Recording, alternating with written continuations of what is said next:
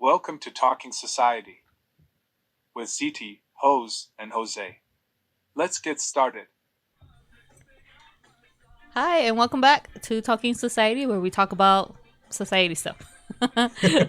All right, so let's get started. As always, we'll do our get to know you. Yeah? Okay. Are y'all ready for this And question? you are? Oh, yeah. My name is CT, CT. the hostess or facilitator. Yeah, I'm Hos. And I am Jose. And Jose, look, he's got a little pulsera, huh? A little Yo. baptism for the dead, Jose? Yeah, I had to get rid of some demons, okay? I blocked them from my phone. I didn't want to talk to them anymore. And then I got that to cleanse my body. That's nice. Good. Did you know if it gets dirty, that means that all that, it's like protecting the evil stuff from getting to you? It's That's why it working gets already. dirty? Yeah. Okay. He Well, hasn't showered for 2 months, I but haven't. Yeah. I still smell good, it's though. the demons you know? I'm warding off the demons and the smell. I'm and good. regular people.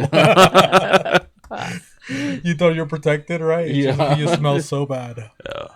Okay, so today question, I want to know from a house object, how are you, what home object would you be? Oh, dang. Okay. That's a good question. And then why would you be that home object? I know what I would be. I would be a pot.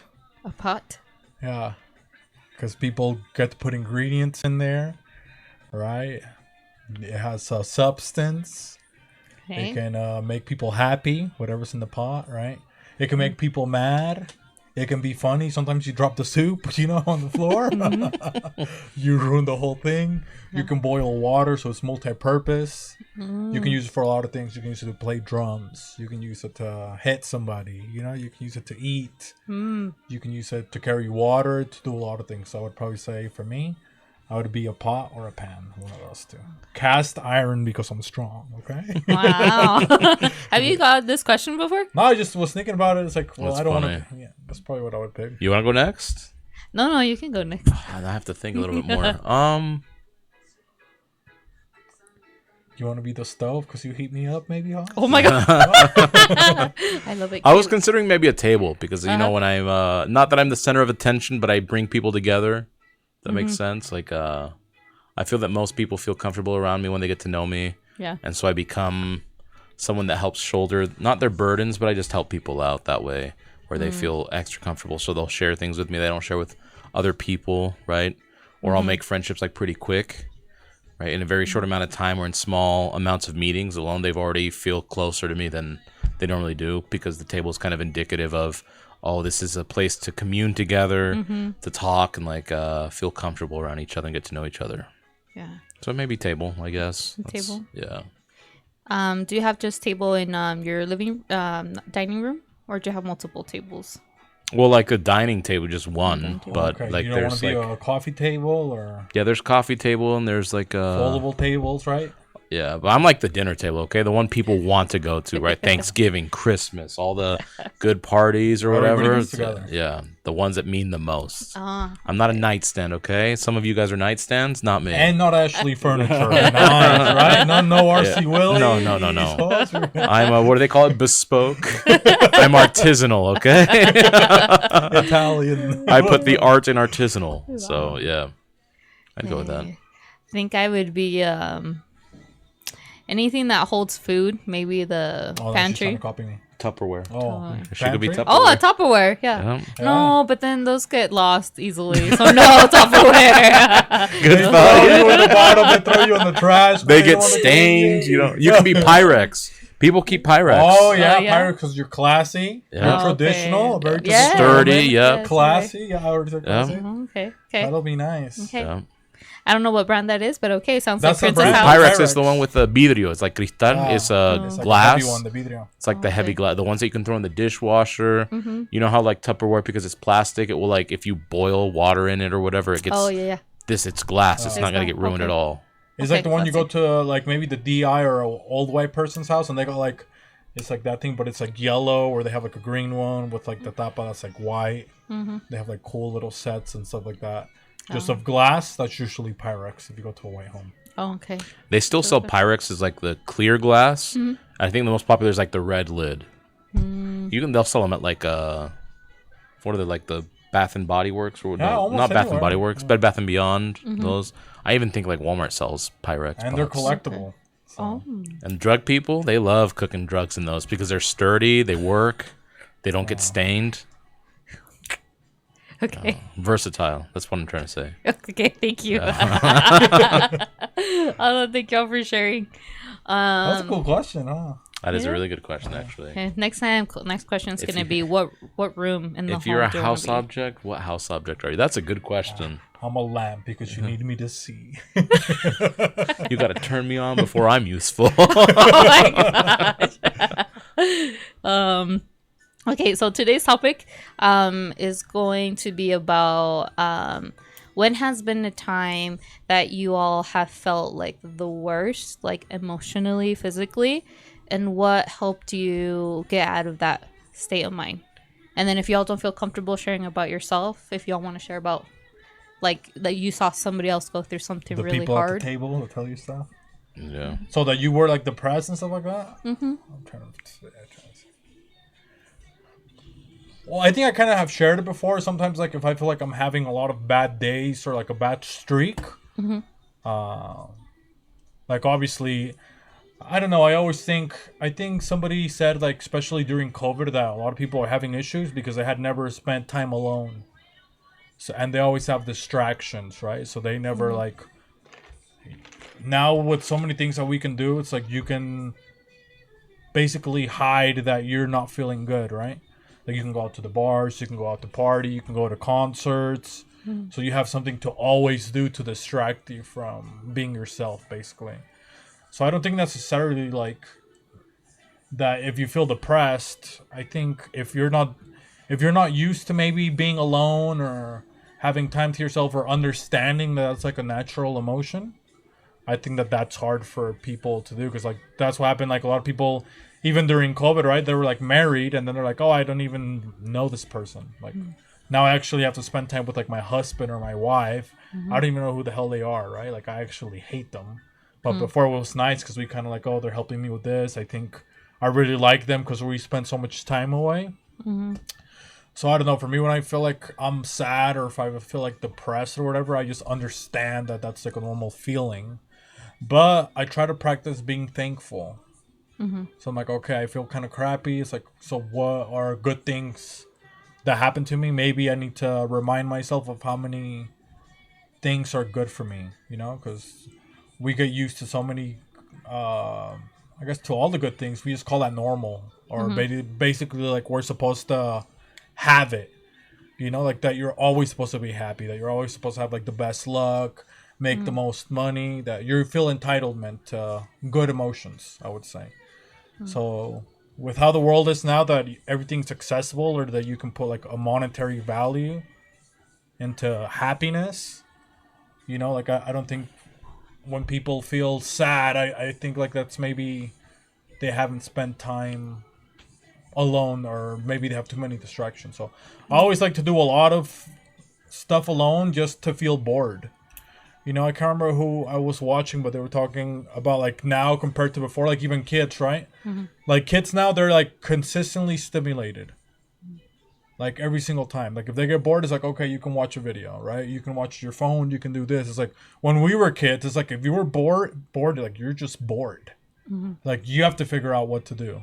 Like pretend play, like, you know, you have to play, like even if you're like a single child, like, oh, you got to play with like just your toys and all your imaginary friends. Like you got to figure that all of that stuff alone to where maybe you're used to, whether maybe it's like even feeling isolated or sad, like you kind of know how to process that feeling, the negative feeling more, and you know that, oh, I'm not going to feel like this always, that it's just like a temporary feeling and it's just a natural feeling, that it'll be better to do. And people always say like, oh, you need to go get light or go to the park. I like to do that, or I like to go out and get a good meal by myself, you know, hang out with my dog, do stuff like that around the house, like or even when I'm like, when I do gardening and stuff like that, it's just like you're taking care of something that's not you, you know. So like so I even put my energy there, even if I'm upset, like I'm just like caring for something else that's another like organism, and you kind of still feel good, like, oh look,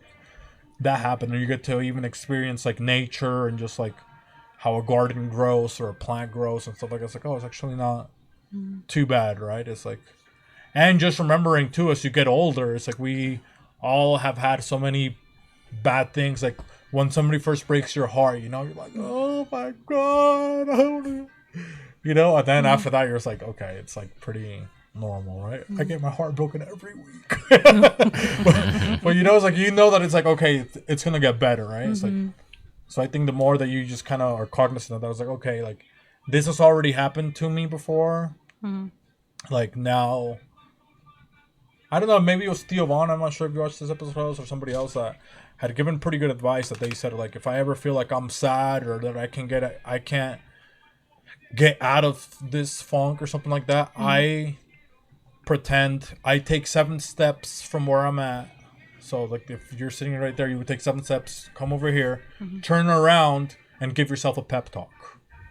It's like, oh, this is me 7. So the way that they're describing is like, this is me 7 years in the future, and I'm looking at you crying right now. It's like, what would I tell myself? Like, it's not gonna be that bad.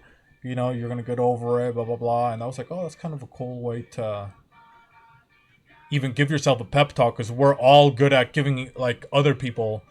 Like also saying with the table, it's like you're so good at giving people advice, but sometimes as dumb as the advice is, when you just hear it from somebody else, it's like, oh yeah, like I already knew it, but you just need to hear it. So I thought that was kind of a cool trick to maybe try. I think maybe next time, you know, when I'm sad, maybe I'll try that on myself. It's like take 7 steps forward. That's you 7 years from now. Now tell yourself why you're being maybe a baby, or how would you comfort yourself, you know?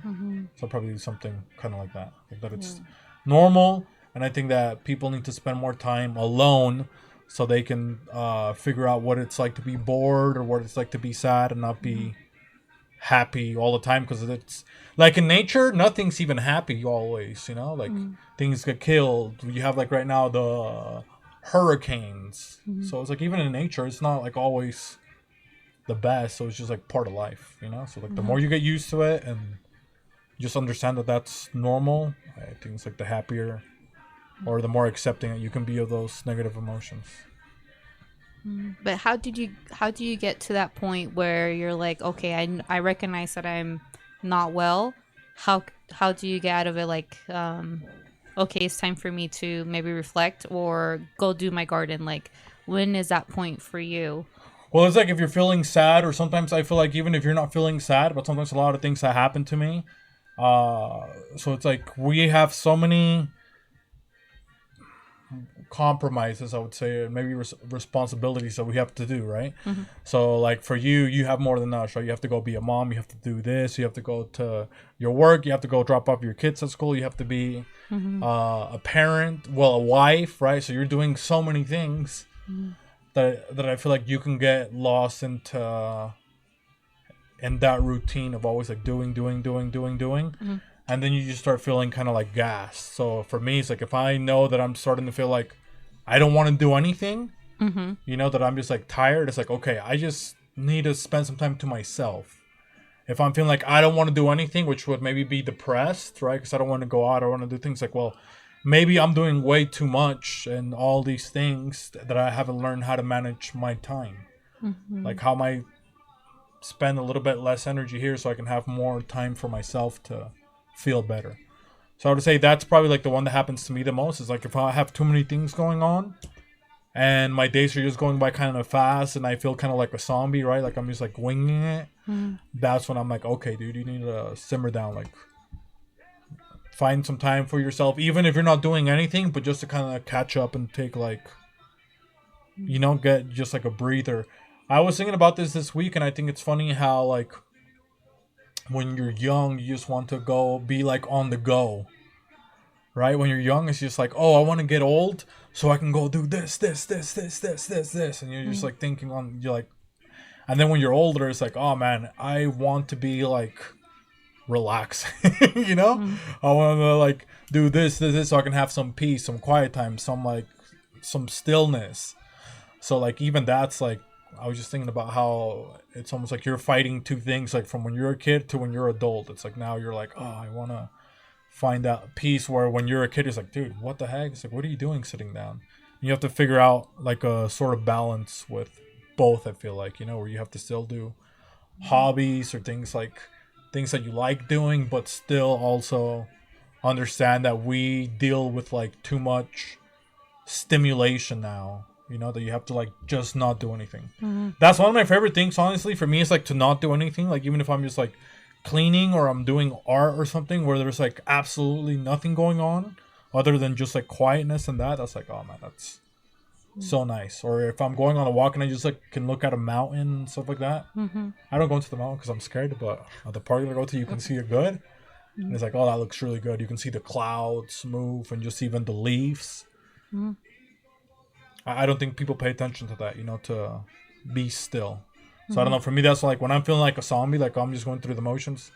That's what I know. I'm like, okay, you need to slow down. And also when I have to be like thankful, right? If I feel like I'm just going through the motions, like, okay, like I'm not even being thankful at this point. I'm just like going through life. So it's like, I don't even have any pleasure from all the like blessings that I'm getting in my life, right? Because I'm just like go, go, go, go, go. Like now I'm not even enjoying anything. So I would do that. Like if I feel like I'm winding down, just like be thankful, simmer down, keep calm.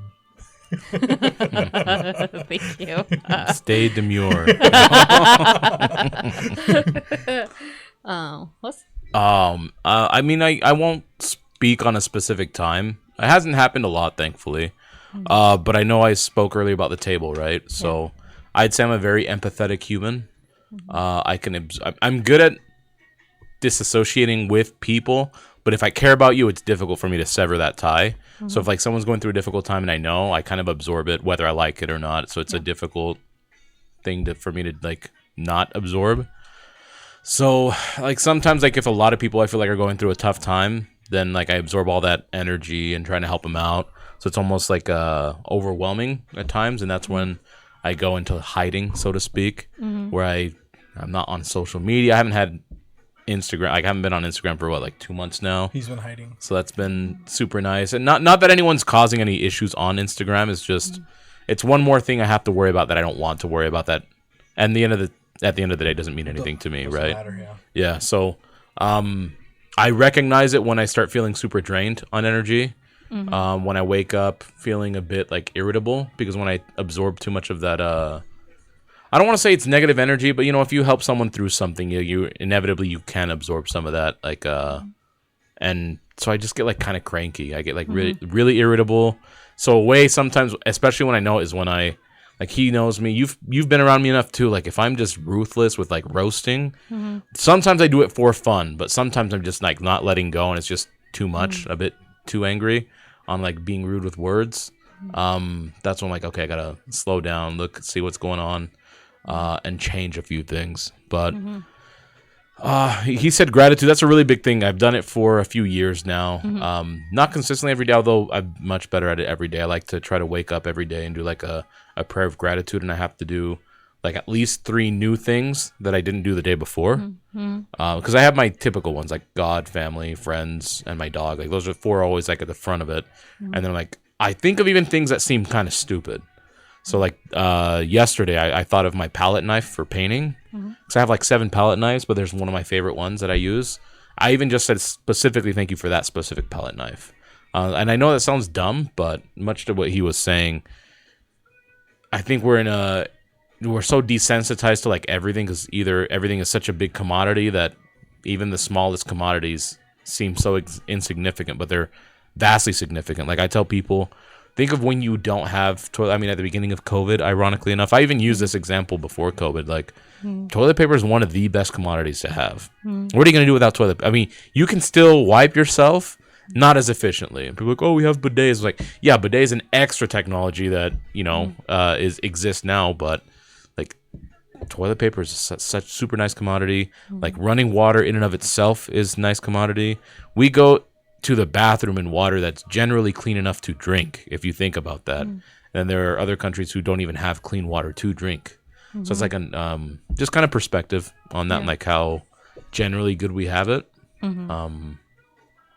So I like to stand outside and absorb this. Like I literally just close my eyes like a hippie. I'll stand outside, let the sun like hit my face. I try to have, even if it's cold outside, I'll roll up my sleeves, and then I usually have shorts on anyways, but I'll let like the sun touch my skin 10, 15 minutes. My dog's roaming around doing whatever she wants.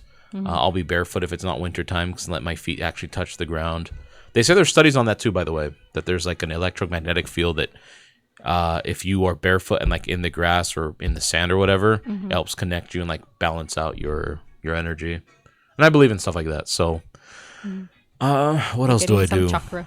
Yeah, Energy. for sure. I have teas. I like to drink a lot of tea. I've been drinking coffee from here like at night, which maybe is not the best, but tea is really relaxing for me. Just having like routines for things that kind of you get sucked into. And then, of course, I've spoken about it ad nauseum, but art. Even like I have several sketchbooks where I just write down ideas or thought process or draw what you call like thumbnails of like, oh, this would be a cool painting. Some of them I've pulled the trigger on and actually painted, but other ones I don't. But just the idea of being able to dump out some of the ideas that you have on in your head, because I think most people, I don't know if I feel most people are like, I feel like it is because it's my experience. I don't know if a lot of people have like so many thoughts that sometimes dumping them out, and for me specifically, if I write it or draw it out, it helps me a lot.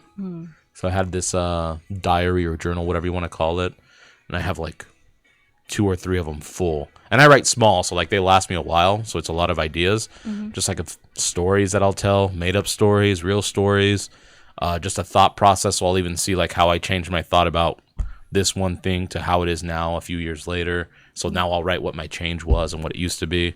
Just stuff like that. I think it's good to physically express it in whatever way you see fit, as a way to release it.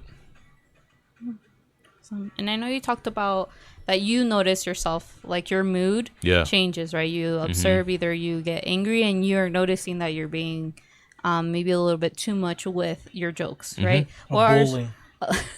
What are other things that you notice when you start feeling like upset or you're not happy about something? I don't enjoy like some of the things I typically enjoy. And again, if people that are close enough to me, they notice, because I'm like, oh, you would normally you would laugh at that, because a lot of people, I'm not going to say a weird sense of humor, but it is, I guess, very specific. Like there are things that I find funny that no one else would find funny, and because it's so distinct, like he'll even find things like, oh, I know you'll love this, and he'll send it, or other people do it. Like no one finds it funny, but I find that moment funny, and they'll share it, and I'm like not even amused. I'm like, oh, you're going through something right now, or you're in a mood. Did you ask what other things I notice? Yeah, like your body, like do you feel like your body gets more tense? Do you get I don't sleep as well. So like when I forget to do the whole gratitude thing before bed, and then when I wake up, I tend to not have like as restful sleep, so to speak. What's another sign?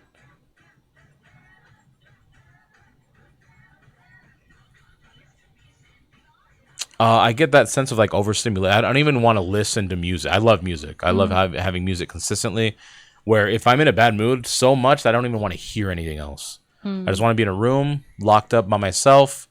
And then that's where like writing and like drawing stuff out really, really helps. But I think a lot of that stems from the boredom, right? Because even as kids, like I thankfully grew up with a brother and have a younger sister, and we would sit around, we'd be bored, but we'd make our own fun. And that's where like a lot of my imaginative like abilities come from. Even my brother, who wouldn't consider himself creative, like he can pull out a crazy story like that if he wanted to. Same with my sister. And a lot of that comes from just training, right, as a kid, where okay, yeah, we had access to movies and TV, but it wasn't like you pick what you want the moment you want, and it was an effort to go to whatever you wanted. So we just had to make do with what we had, and I think it's valuable. It's cool. I think boredom is the greatest situation for a creative person or like an inventor to be in, because boredom automatically tends to create creativity, because humans aren't gonna just sit around and be bored, right? Because I know a lot of people, oh, these kids are entertained so easily. I'm like, sure, okay, you can complain about that, but I guarantee you if you eliminated that and they knew they didn't have access to it, they would find a way to be entertained. They're not gonna break down and do nothing. They might for a little bit, but at some point they'll find something to do, whether it took hours or maybe even a couple days, depending on how conditioned the child is on give me the access to entertainment I want. So I think everybody has it in them, and they all express it differently, right? Some people dance, some people sing, poetry. But I'm a firm believer in having a hobby. It's preferably a creative one where you're able to eat cooking, whatever. Do you, Jose, do you notice anything like from your body as well, tensing up, getting headaches?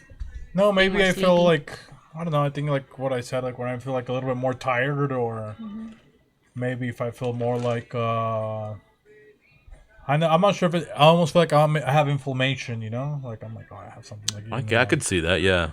My knees start to like actually get hot. Oh. yeah, like that. Yeah, like like where they I have, do. like, even my ankles are like, oh man, like what the heck? It's kind of, but no, other than that, it's like mostly, if I feel like a zombie, that's mostly like how I know, you know? Or obviously if you feel sad, you know, I think that's like a pretty easy one to figure out. It's like, okay, if you're sad, you just know what sad feels like, you know? There's like different parts of sad, but it's, I don't know, I don't feel like my body does anything like too crazy. Sorry, to go back, I just realized I could have summarized a lot of that in. So the creative part or like some sort of hobby, you basically have to challenge yourself to do something. You can't just sit around and have everything just because it creates nothing. You have no sort of like a sense of accomplishment or self-attribution. So that's why I think anything creative is cool, because when you create, even if the purpose isn't deep, you still have a purpose to achieve, right? So let's just say, hey, I want to paint this to look as real as possible, even if it has no meaning to it. It's like your purpose is to make it look exactly the same. And you know, like if you look at it and it doesn't look the same, okay, I failed, right? If you look at it and it looks exactly the same, okay, cool, I accomplished it. But it gives you like some sort of task to do. And again, that sounds menial or ridiculous or inconsequential, but I actually think it's very consequential if you don't do anything to kind of like challenge yourself. So again, whether it's writing poetry, creating, just whatever, it forces you to be in a state of mind of, okay, this and this. And then once you get to that point, even if you didn't reach it all the way, even if you completely failed, you at least could look, okay, that was kind of a neat experience. You even have now a story to talk about. So I think that's why it's important. You basically have to have something to do. See, like for me, sometimes I do, one of my favorite things for me is just to sit in silence. Yeah. But it's like, to his point, it's like I'm also almost like having to let my brain catch up with all my ideas or my thoughts or anything like that. So it might seem like I'm not doing anything, but in my head, it's like, you know, just it's like exploding. So I always need that time to like just sit down to catch up with like even my own thoughts, you know. And I'm just thinking of like maybe, well, I mean, one thing that we do was kind of funny is like we always talk. Before we do anything, like we usually always talk about like things that we debate about, or things like policies in the world, or you know, things that we see. Like we always, before we do anything, we always talk about those things just like normal. You know, so we just have some sort of like stimulative conversation with us that we can either agree or disagree. You know, so I think that's also kind of good to have, but. To his point, it's like if you're just like sitting there, maybe just playing video games, I know you can maybe solve a puzzle or something. But if you're not doing anything, maybe to better yourself or to acknowledge you, or maybe just the position of the world and stuff like that, then I think there it's kind of like, I mean, what are you doing? You know, I think that's what can lead to like not having a purpose or feeling like extra depressed. It was like, well, yeah, you haven't taken time to like soak in like all the crazy things that are happening every single day, right? Like something is like he's saying, like even his knife, right? That is like, well, maybe when I was a kid, it's like I could never have a knife. I mean, we have like a laptop, we have cameras, right? We have like TVs. It's like when you're a kid, it's like that's like the craziest thing, and now it's like not even a thing because you're so used to it. It's like, oh, I'm just gonna go pick it up or whatever. It's one thing that kind of surprises me sometimes. It's like now that I'm older. I don't go to church, but sometimes I think about going back to church because it's just to have even something, whether you believe in like God or not or whatever it may be, right?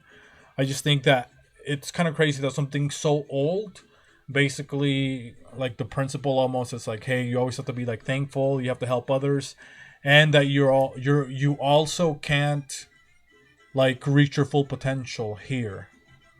Right, so it's like that you always have to keep working, keep trying to be better, that you're opposed to like if you remove all of that, right, then it's just like, oh, I'm already the best. I'm already a billionaire. Like, I already have this crazy job, blah, blah, blah. Like what? I don't have any purpose in my life now, right? But like somehow, like however they came up with religion, it's just like, okay, like you're not even like now if you're a millionaire, now you have to sacrifice to give me tithing or something like that, right? Now you have to help others. Now you have to be thankful of all the stuff that you have all the time, and know that that's not even that you're still not even a perfect person. You know that you have something to remind you that you go to every week. That even if you're filling up here, and the whole world has you up here, you have somebody that's like lecturing you or whatever it may be, classes and dialogue at a church, that's like reminding you of like, oh, dude, you're not even like you're this. You know, it's like you're nothing basically. Like, so I think in a way that's kind of crazy how like religion. If you just think about religion, like it's not even like, oh, they're brainwashing people or blah blah blah, but it's just like the how long the principles of religion have lived, like all the way up till now, that people still needed to believe in something. Generally, the people that are religious are happier. Well, it's because they have a purpose that's bigger than themselves, purpose outside of themselves. It essentially just teaches selflessness, right? Like, and even from an atheistic or secular perspective of, oh, let's say you don't believe any of that, which is fine, cool, you don't have to. Psychology has always supported, regardless of how esoteric it is like people are always happiest if they're able to serve or benefit, like do a benefit of a greater, whether it's as small as your neighbor, your sibling, a family unit, which is bigger, right, than just two people, your community, which another thing, right? That's always been proven to result in happier lives and like longevity, because you have something outside of, oh, me. And that's another thing I think that people study as far as like the collapses of any big empire is the specific empire gets so big and so accommodated in decadence, and that it's just like their problems are so small compared to what like the reality of survival, that they can basically find any issues, but now it's internalized because like the society doesn't have as big of a problem as it normally did, because life is so good on average that, oh, now it's about me. How can I be the person to get the attention? How can I be the person, even victimization, joy, right? Like, yeah, or even like, oh, I want to be the biggest victim, because that comes with its own reward, right? Like this praise. So you almost screw up your life on purpose just so people are like, oh, I applaud you. You're so brave for even just admitting that you have this going on. Whereas, again, the sense of any religion, regardless of what religion you think of, it's in service of someone other than yourself. That's what, like, even if you're an atheist, like to his point, it's like, so let's say you don't want to believe in like Jesus or Allah or whatever, right? Buddha or whoever you. So let's say you don't want to believe in any of the characters that religion has, but if you just go for like the principles, I think that's what helps. Like a lot of people, that's like religion. Like Jose was saying, if you get so used to everything and life becomes basically nothing because you're just like, oh well, what now, right? But it's like religion is like, it helps whoever is there. It forces them to reflect. So even if you're mad, right? Like, oh, I have to wake up and I'm there at a church or something. It's like it forces people to reflect. So like even in, like for me, I try to say like all the things that I'm doing on my own are like self-reflective practices that I have, because I try to be aware of that stuff. But not everybody has that, to his point where it's like, okay, I'm just going. And sometimes they may not even have the time. It's not that they don't want to do it, right?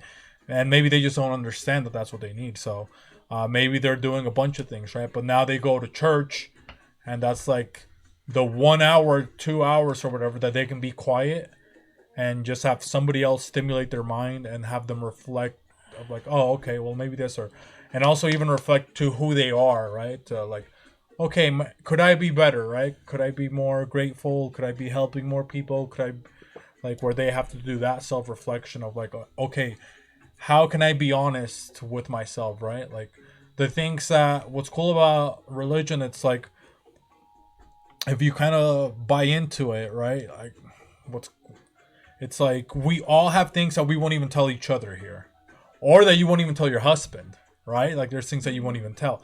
But in religion, it's like, well, either you have like, that's why they have like like a bishop or a father or something like that, where you can go confess that to somebody. Or even just God. Even if you don't go to the Yep. priest, you can just do a prayer, right? And you're at least sharing that with Yes. somebody else. That's not you. You're not holding it in. Yes. So even that's pretty crazy if you think about it. Like there's stuff that religion can give us, that stuff that we don't even tell to our husbands or like anybody that it's like close to us, like our deepest, darkest fears or secrets or emotions or anything. Like we won't tell them to anybody but to like those things that they're, whether they're made up or not, right? So even if it's made up, you're still letting it out. So that's a real thing, right? So you're still, those emotions, like everything that you're putting out is still real. So I think those things are cool about religion. Now there's like less and less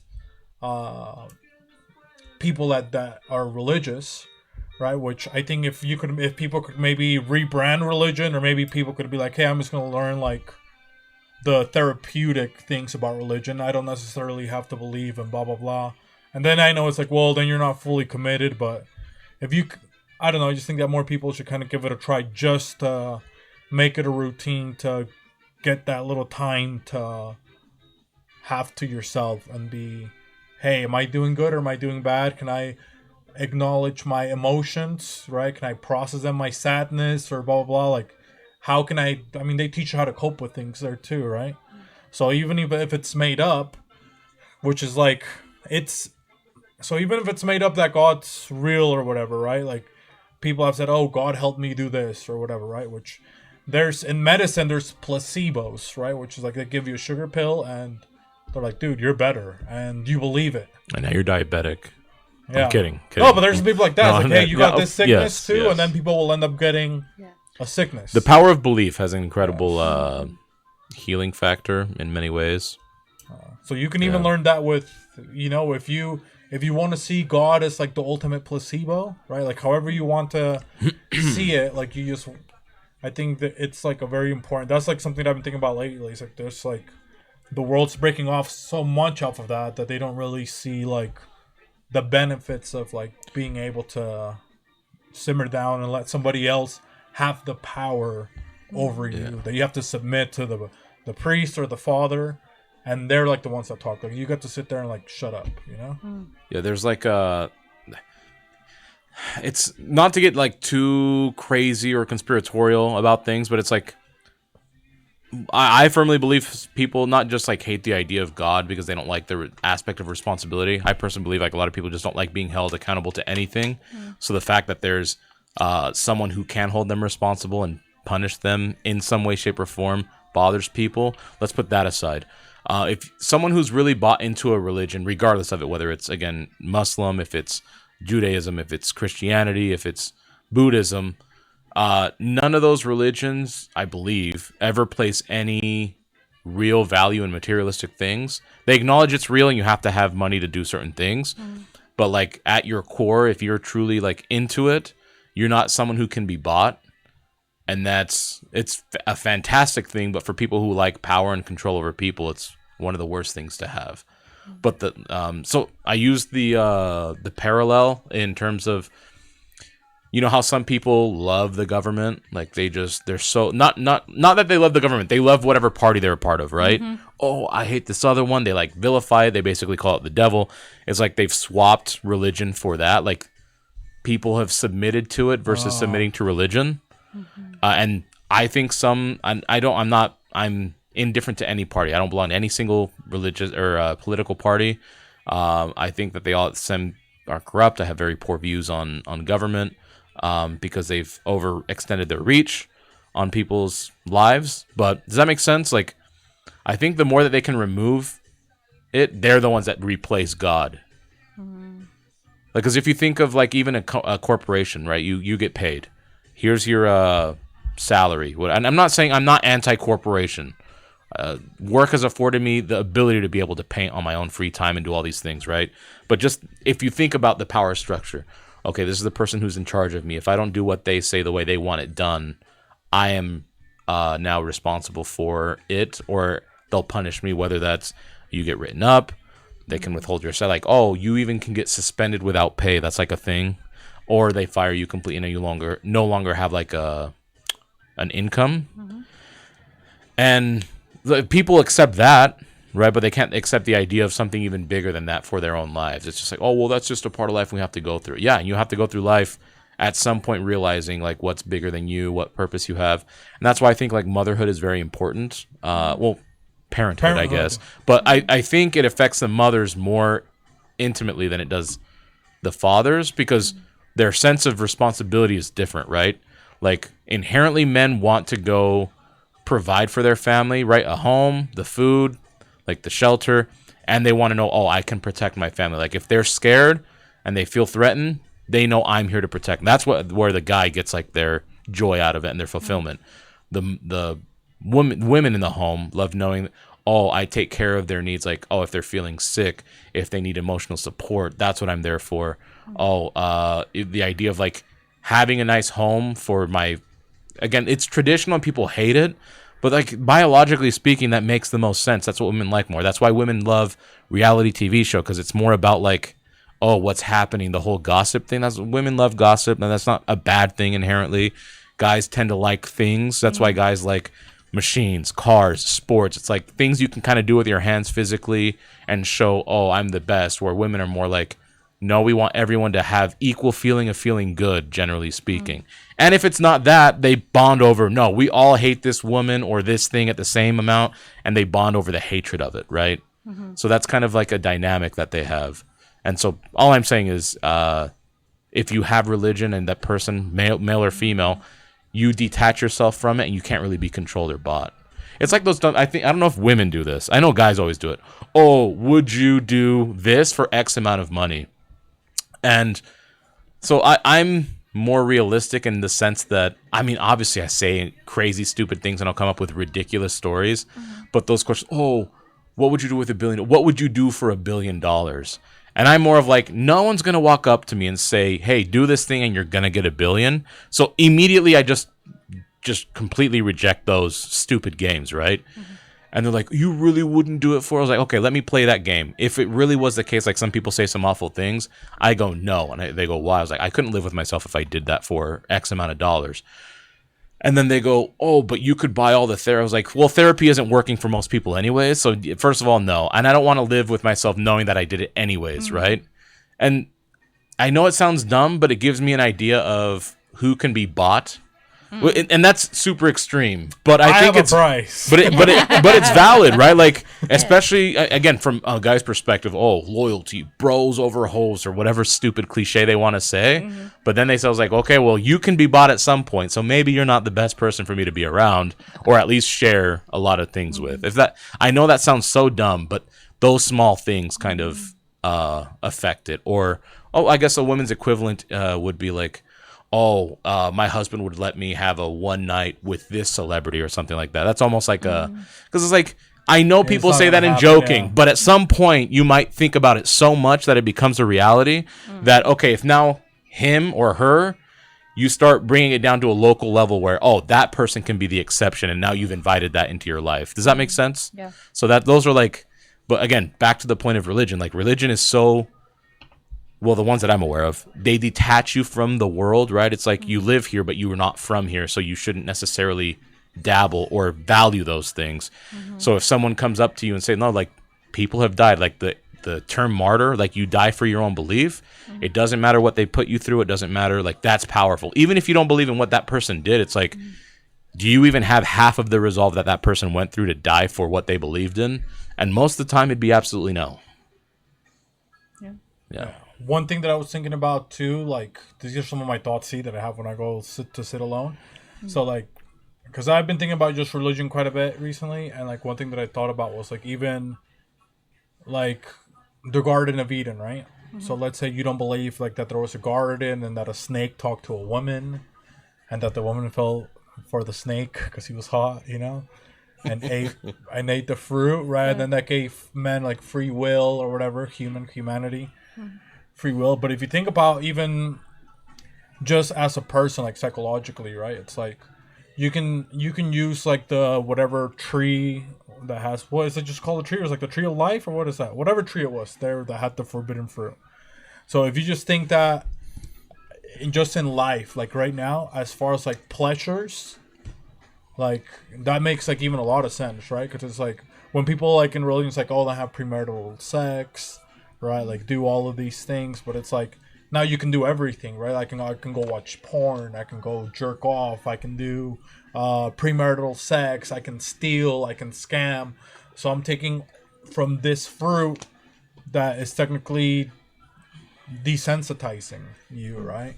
So it's like the more that you partake in like I guess the tree would now be maybe like the pleasures or all the things that we can partake of now with like technology or just anything in general, right? Lying, like so many things that you become so desensitized, it's like hard to almost come back because you're so far removed from being like pure, right? Which not pure of like, oh, you're a piece of shit, but it's like pure of like your innocence, right? Like all these things start robbing you of your innocence that they almost like you're not going to enjoy that same like I've had premarital sex, right? But now I can understand like okay, like now to me it's like it means less, right? So when people say that, it's like imagine like if you had it with just like the only person that you had it, and he's like, oh damn, like I get to experience that feeling with like the person that I really cared about and stuff like that, right? Like, and I know that they experienced it with me.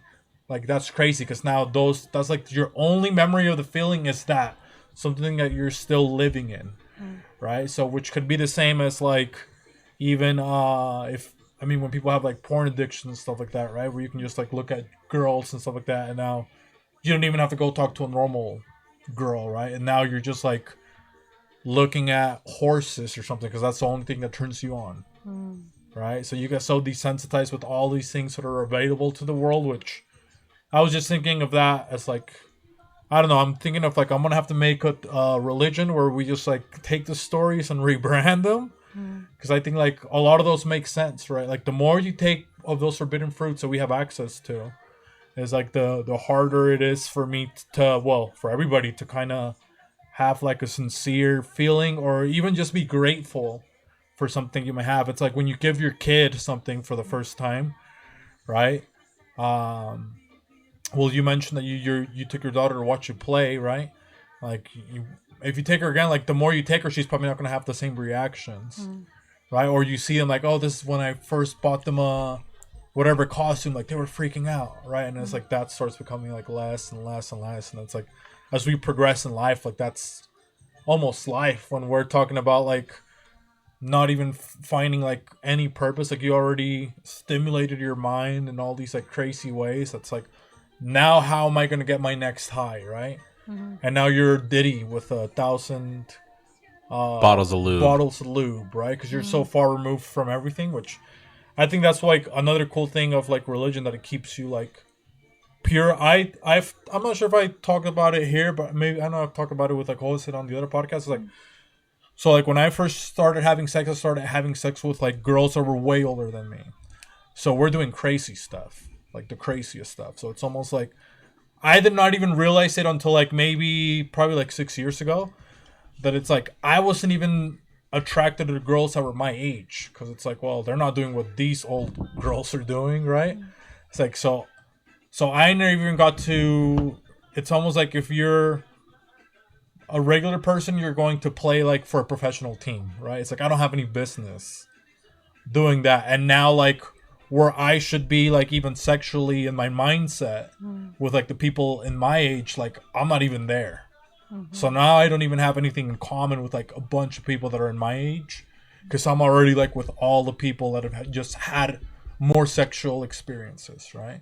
So now I'm like, oh well, I don't know if I could like date you because I don't feel the same as I feel with like these older ladies, right? Because that's what I know what it should feel like, right? So all those things like desensitize you, and those are things that you can't get back, right? So even though it was like I loved it and it's like pleasurable and stuff like that, like you can't get that back. So now I'm stuck on like this is it, and now it's like okay, that's technically not normal for everybody, you know. So I think those are good things for just to kind of see life in general, right? Like so many things that we have access to, it's like are not just because they're accessible doesn't mean you should have them, right? Or you should refrain yourself. I think that you should have higher standards, you know? And the thing what's funny with like higher standards, it's like to some people, like it's just a higher standard, like, oh, I could never. But to the person that's doing that, that's just like how they're living. Like they're not even thinking about it as a standard. Right? Like we all have like people that we look up to, or even with each other, that there's like certain aspects of each other that like one thing I think that we do pretty good is like we will go and like just like the last time he paid for everybody at that we went to the bar, right? So he paid for everybody. So I'm not even thinking about it. Like to me it's like I don't even care. I don't even think about it. Obviously I'm like, hey, thank you, whatever, blah blah blah. But there may be somebody else there that's like, well, dude, what the hell? That guy's crazy. He just like paid for all of that stuff, right? So we all have something that we offer that's like a standard that we have that it's not even affecting us, right? Because we have that, we're holding ourselves to this standard of like, okay, this is who I am ethically, what this means to me. And to somebody it might be crazy, but when you're living it and that's like who you've become, right? It's actually not hard because that's what you've practiced. Like when you see a lot of like the Muslim fighters and stuff like that in UFC, and they're like they don't want to be like seen with like a bunch of women or even drinks and stuff like that, like or like, oh, look at this pussy or whatever, right? And to them they're like, no, they're just like, hey, this is like against my religion. Like I have this so much self-respect for myself. Like even you thinking that I'm an idiot, like I'm not even thinking about it. Like, dude, we're not even in the same realm, you know? So I think that's another good thing for like religion, that it does keep everybody's like standards a little bit higher, you know, just to like the accountability and everything. We've been speaking this whole time. You didn't even get to speak about when you're like feeling down or whatever and all that stuff. So did you want to share? I mean, I would like you to, but that's up to you. You're the moderator.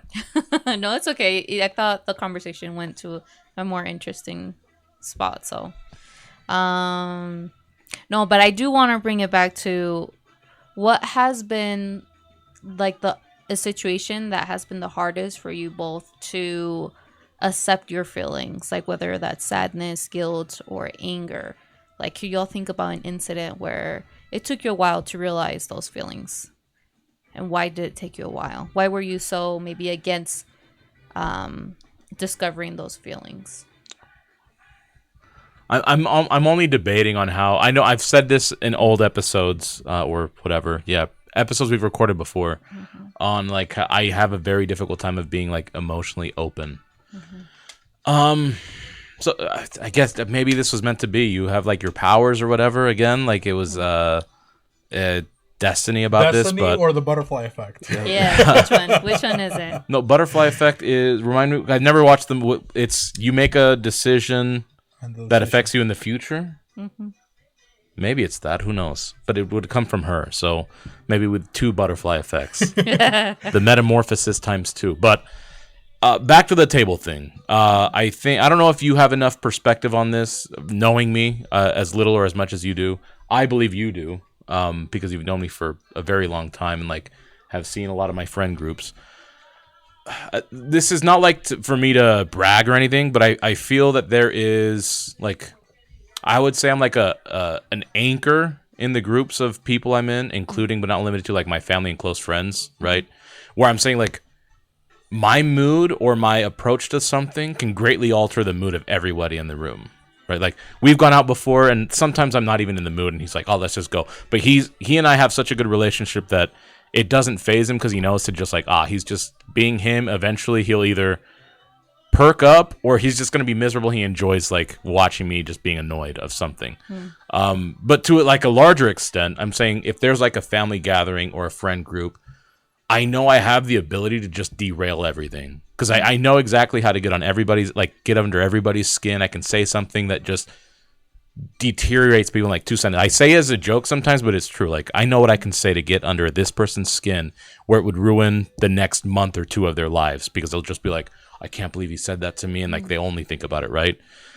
Psychological warfare. Yeah, no, it's like as a joke, but it's true. It really is. And so I think it's like, I don't want to say it's a burden, but I guess there's like this level of responsibility that I have, and sometimes I wish I didn't have it, if that makes sense.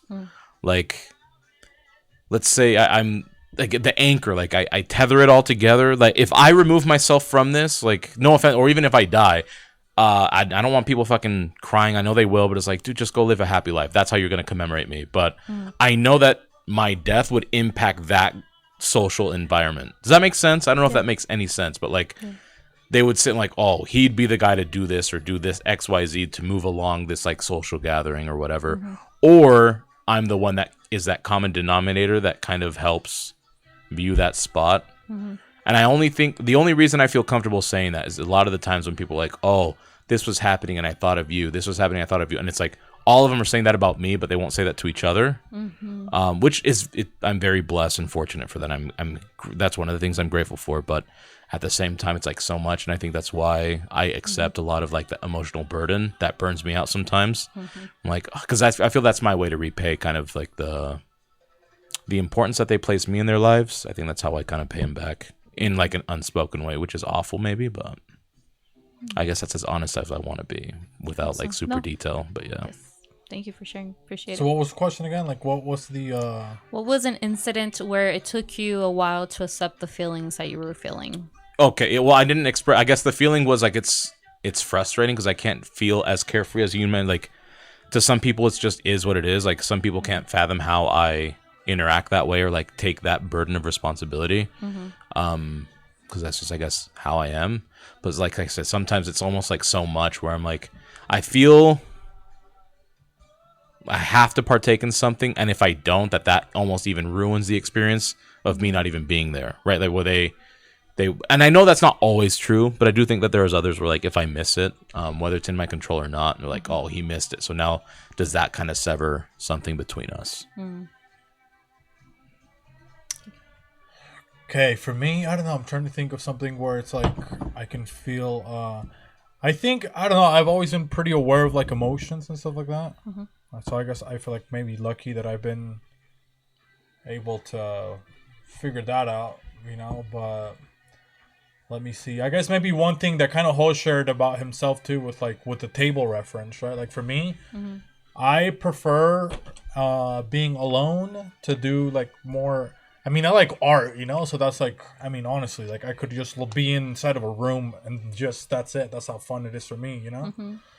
But I know that I'm also like an empath for other people, right? So if people are also feeling down, or when there's people that are awkward or nerdy or whatever, like I've always understood that I can either be funny, or I know enough stuff about, like, I don't know, so many random things that I can be the one that connects everybody, right? That is like, hey, weird guy, come sit with me or whatever, right? Like nobody's talking to you, and then just like talk to everybody. So I don't know, that's sometimes that feels like overwhelming, or I mean, I honestly, I mean, I wouldn't do it, honestly, right? Because it's like, it's exhausting. Like that can be like, dude, I get home, it's like I'm tired, I'm burnt down, like I don't want to even talk to people now. And sometimes that affects me. It's like, if he's like, hey, you want to go do something, or other of my friends like, you want to go do something, like I already did my people stuff like for the week, right?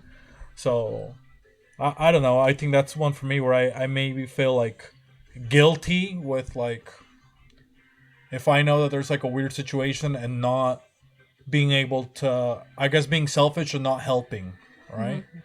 So I just like, I put it like, okay, my God-given skill is to be good at it, making people feel comfortable. So I just have to do it, right? So I just like go talk to people. Like, what's so crazy is like at work, people will probably think that I'm like the craziest guy, right? Because I can talk to like a bunch of people, and I'm not even, or they'll want to hang out with me. I'm like, oh no, you know. Once they say that, I'm like, no, we're good. You know? But it's like, I feel like that's like probably the biggest thing for me would be that, and probably the only other thing is like when I was like young, I never had a good relationship with like my parents. Like my grandma raised me, so I didn't have like a good relationship with my parents. But I like understood, like for me, it's like okay, I can be. So I was angry, right? So often I was like angry or upset or like, dude, I don't even have anything in common with my dad or whatever. He hates everything that I like. You know, like as far as like art, he's just like old school. Like, dude, why do you like art? Gay. You know what I mean? But so I had to like figure out how to not like hate him or hold any grudges. Right? It's like, okay, dude, it is what it is, and that I can't be a victim. Right? So it's like, what did I have to do? Like, I had to like, from when I was young, I'm like, okay, if I don't want to be in this type of environment, like I have to get good grades. I have to graduate school. I have to be able to move out. I have so I've in my mind like I've already was planning that since I was like 11, right? So since I'm young, I'm like, okay, I can't do that. So even when I was like in high school and junior high, like I wasn't really trying to go out to party like too crazy. Like I would hang out with some of my friends that are like wild, you know. And I was around like drugs and stuff like that. But I was like, I'm never going to be a criminal. I'm never going to be all these things because to me, I was so focused into like, okay, when I'm 18, I just want to be ready to compete with like adults, right? So I had to like deprive myself of being crazy or some other youthful thing so I could have like just my own environment, you know? So I'd probably say that would be like probably my top two. Top two. Okay. Well, just so y'all know, if you hadn't heard it today, you all are enough. What you do is amazing. Thank you. Enough of you. What about you? Why don't you share a couple of things from you? Let's see. For me, for this last question that I asked, I think it was the feeling of jealousy. Because I felt like when I was younger, I was that person that was able to also be the anchor, like helping people connect. Or if you feel sad, like I can just hug you and, you know, you can just let it all out. You don't have to tell me anything, but I'll be there, like that presence.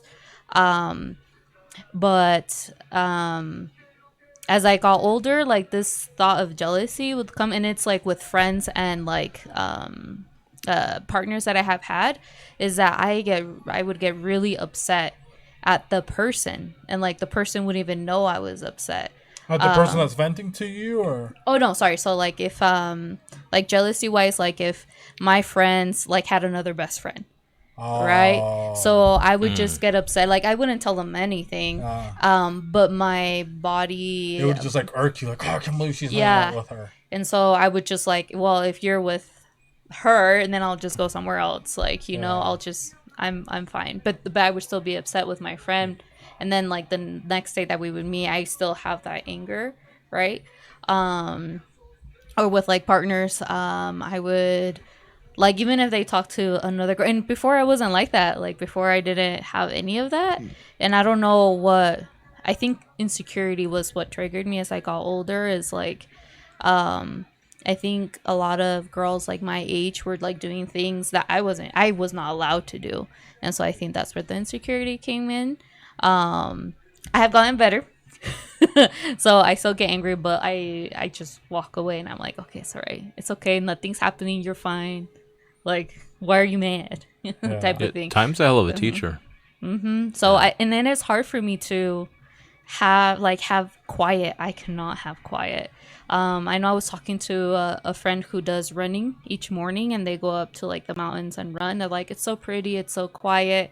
And I'm like, I can't have that. Like if I run, I have to be playing like soccer, where my mind is busy thinking about strategies of like to score, or thinking of, okay, I need to run, right?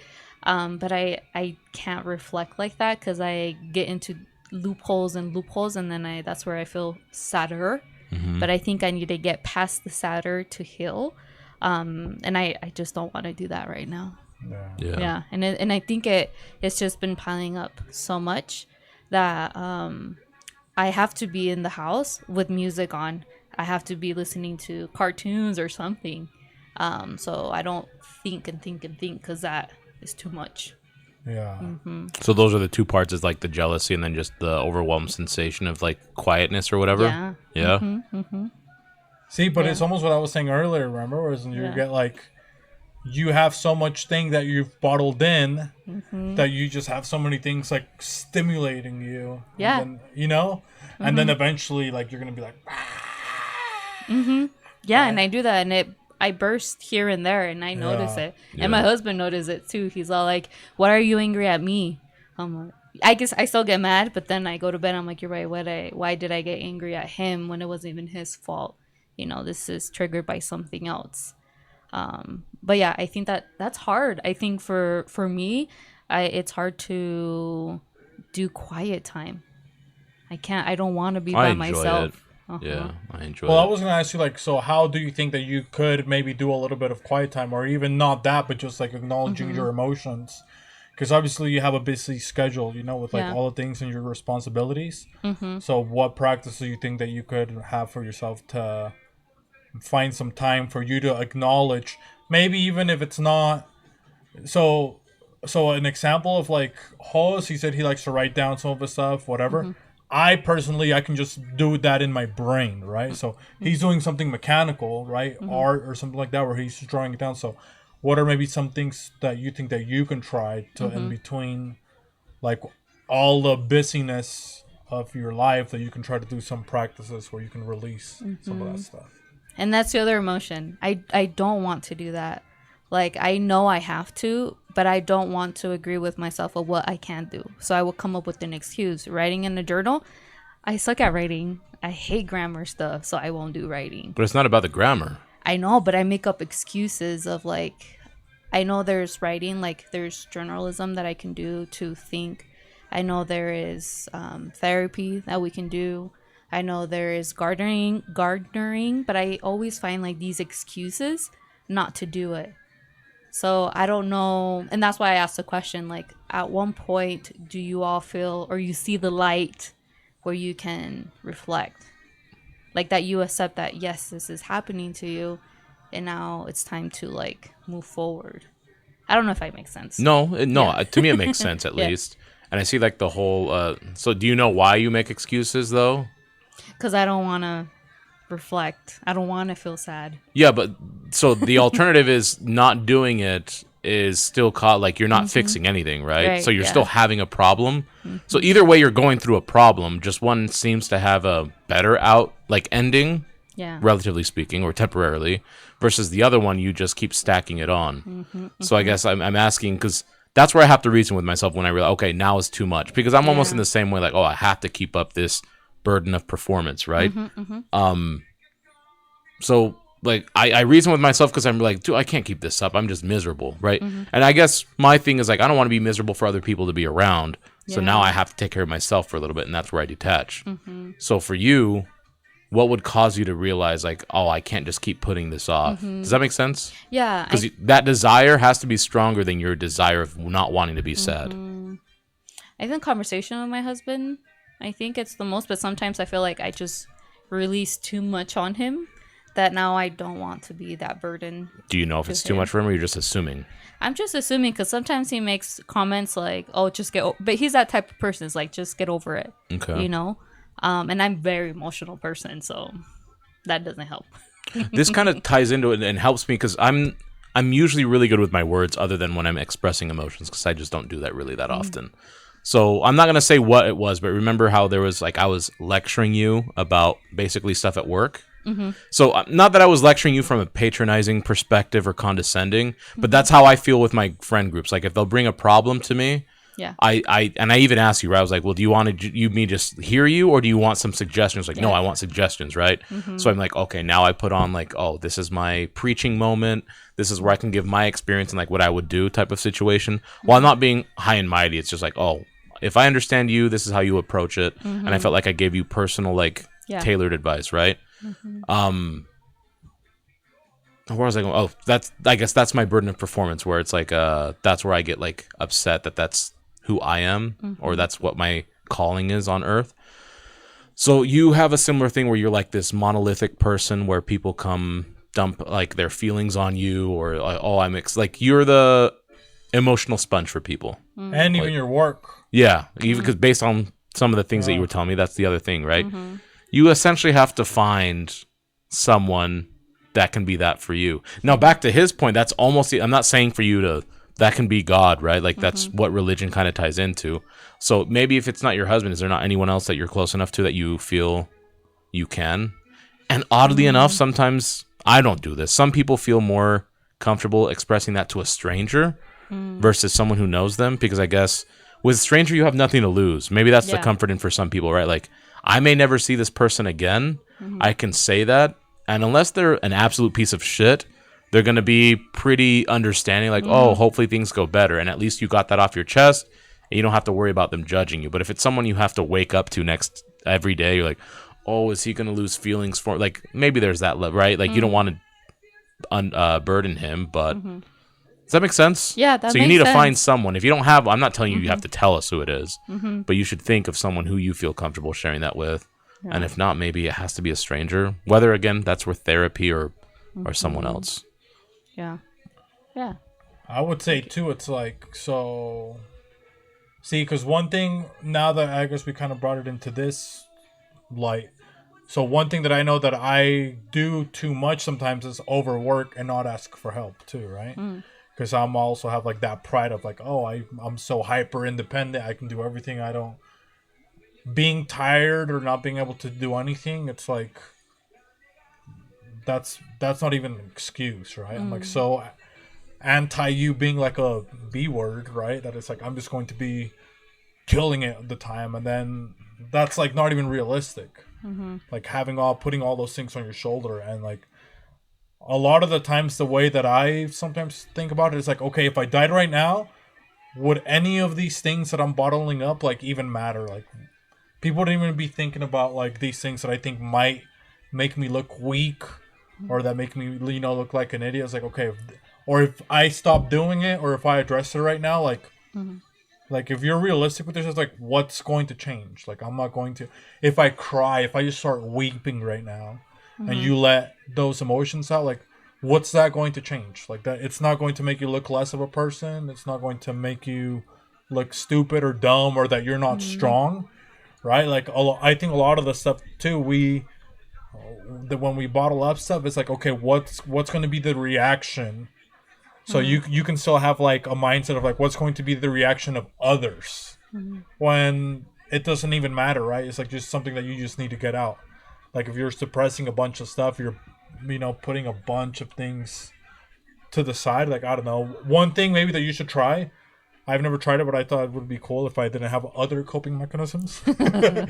Would be like I was watching the Michael Jordan documentary.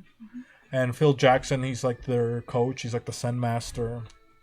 Like just into a lot of that stuff. And they had like all of those players have giant egos, So one thing that he said that he would do is like anything that they had problems with or hated or any issues like in their mind, they would just like write it down.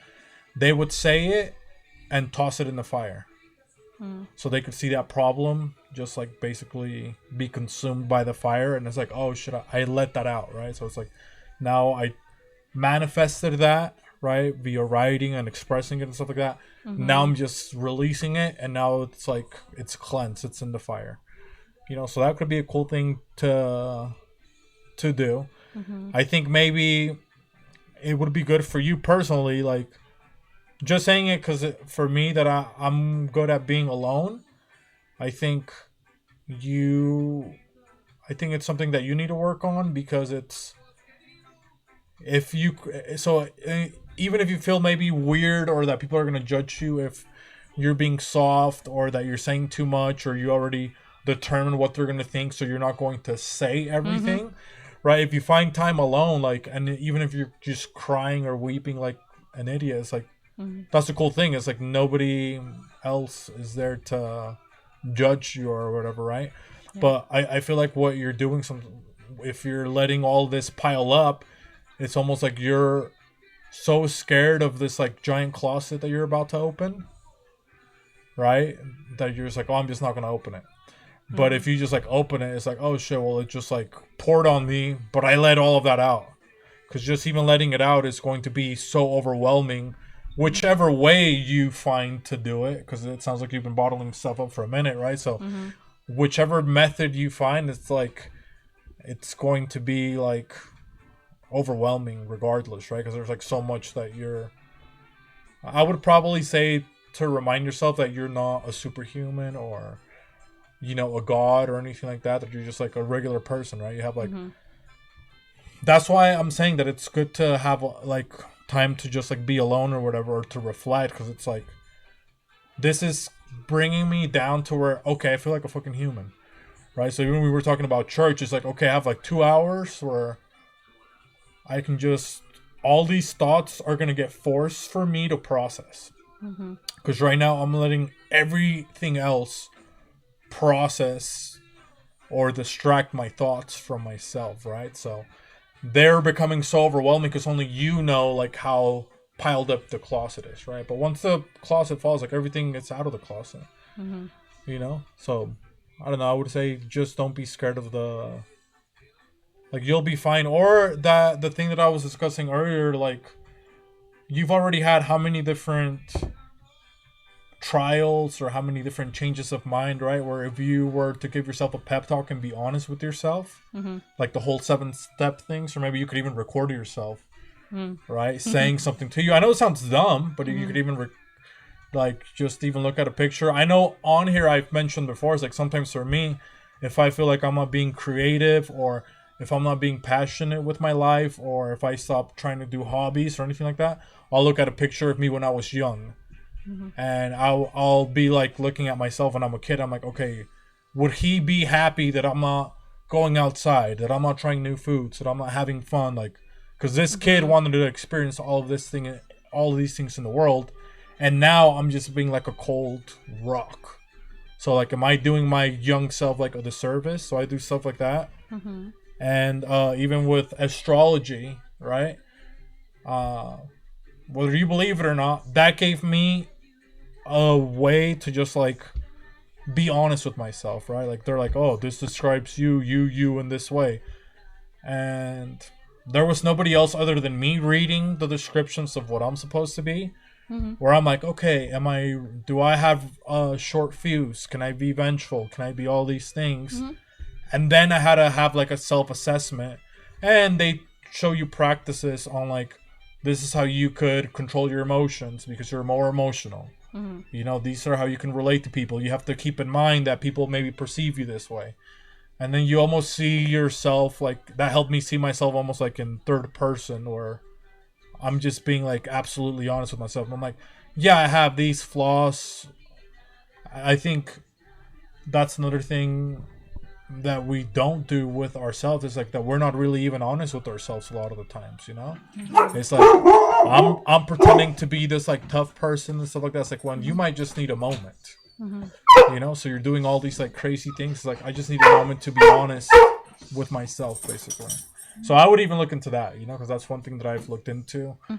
And that's like, to me, one of the things that started helping me at first, of like finding my own like faults or defects or things that I was too proud of to admit that were like shortcomings of myself. Okay. Thank you all for the tips. Yeah. We're going to hold her accountable, right? We're going to do a program. Accountability program, you think so? Yeah. I just, you know, I would just say like, you know, dude, it's like you're a mom. You're doing a lot of things, so don't feel like you can't cry or that you can't like not have a break, you know? Like also don't sell yourself short if like you're doing so many things, you know? It's like you're an adult, you're doing so many things. You're responsible for little humans. Yeah. 2 of them. Well, I guess 3 with my husband. Yeah, well, here's some, I guess, last tip or whatever. First of all, if you suck at grammar, just record your phone with your voice. Then you don't have to worry about spelling. But you know what you're saying, right? Yes, So that's a fun way to do it. It's no different than what you're doing right now. So first of all, she's a black belt in Taekwondo. I am, yes. Maybe revisit it. Maybe you don't have to go to a class, because I know that can take money and time. But give yourself, whatever, something like 10 minutes, 15 minutes every day or every other day, whatever you can afford. And then go through whatever your, I don't know, stances. I don't know what it's called. Okay, I don't do martial arts. Yeah. You go through your stances, and maybe each stance represents like an emotion that you want to like express. So it's because like, that's like, for me, that's why I have to write it down. He can do it in his head. I don't. I need something where I physically know that I'm letting go of it. And that's where painting or drawing or writing down comes from. I need one of those 3. As long as I do one of those 3, then I feel good. So for you, maybe you go through the stances, and then you like dancing. And the reason I bring up those 2 is because I know those 2 things are the things you do the least, but they're two of the things you love the most. And because I know you do soccer, but soccer, you kind of share that with your husband, you share that with your kids. And you arguably could do the same with the other two. But, I mean, you can do Taekwondo on your own, and then you can always dance by yourself and have that be your own thing. And you don't need that much time for it. 10, 15 minutes, and then you just focus on that only, and then the rest of the day, do what you need to. And your family would support you in doing those things, those are things that you like. They wouldn't even have to know, honestly, right? Like, singing in the shower is such a common thing. You can, I mean, carefully, because you don't want to slip, but you can dance in the shower. Yeah. Yeah, you can do your stances in the shower or whatever. So Some break stuff, dancing yeah, in there. yeah. So that's That, and then just lastly, it's like, I mean, hopefully by now, you know, if we've done enough episodes too, where you have noticed, it's like the same things that maybe you're like, oh, am I the only one that thinks about it? Right? Like we're all wrestling with some sort of the same problem and how to fix it, and we have our own ways to fix it. So I think it's just like Jose saying, just like saying it. Sometimes it's like scary. Doing it is actually, it's like the hardest thing to do, right? But like right now, all these episodes we record, it's like we do it and we have these conversations that we all have some sort of opinion and an opinion that our whole individual lives had helped mold. And somehow we still have our own version and our own different struggles and everything like that, even if we're all here in the same room, right? So I would just say don't be too scared of like either voicing that stuff, because it's like it's everybody individually is experiencing it, trying to figure it out. Yeah. Awesome. Thank you all for giving me some advice.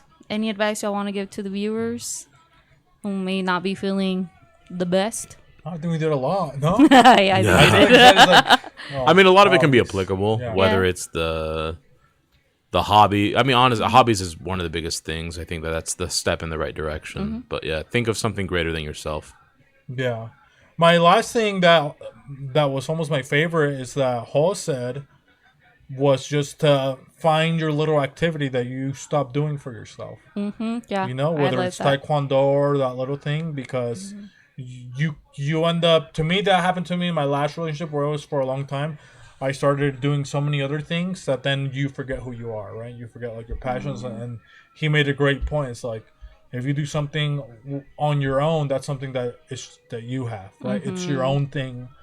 And that always feels like so good when you can just do your own thing away from everybody and just remind yourself of like who you are before you started sharing yourself with everybody.